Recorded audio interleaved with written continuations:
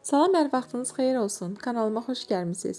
Bugün sizlər üçün çox ləzzətli, alınmama ehtimalı olmayan, asan hazırlanan sufle resepti bölüşürəm.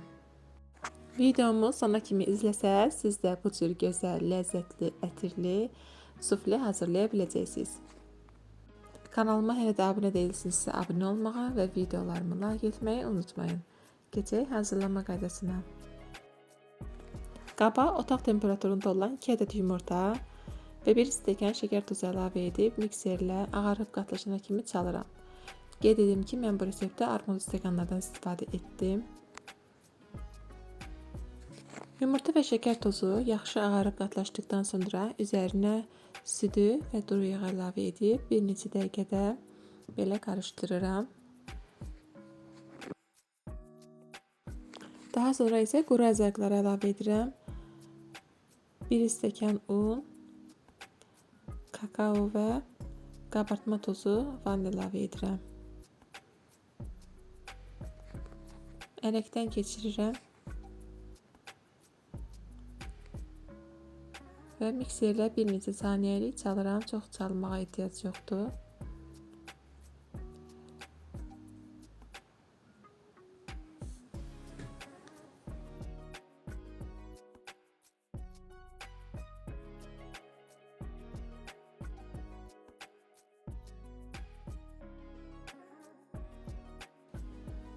Və kütləmiz hazırdır.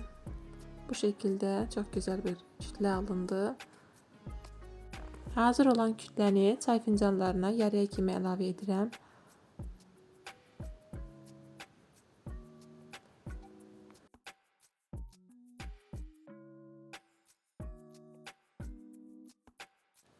Və üzərinə zövqə görə şokolad pastası əlavə edə bilərsiniz. Şokolad yağı və yaxud da plitka şokolad əlavə edə bilərsiniz və yaxud da heç etməyə edə bilərsiniz. Daha axışqan və daha dadlı olsun deyə yarım çay qaşığı əlavə edirəm.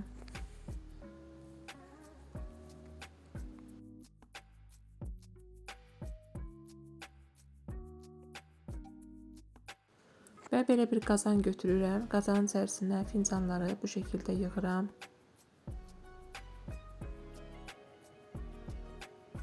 Ocağın üzərinə qoyuram və içərisinə qaynar su əlavə edirəm. Tam doldurmuram, nə də yarısından olmasa da olar, biraz aşağıda olsa da olar. Əlavə edib bu şəkildə ağzı açıq vəziyyətdə 3 dəqiqə qaynadıram.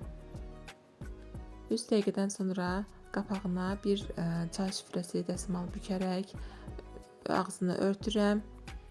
Ocağın altını biraz azaldıram və 7 dəqiqədə bu şəkildə qaynadıram. Vaxt bitdi və mən qapağını açıram. Suflələrim hazırdır.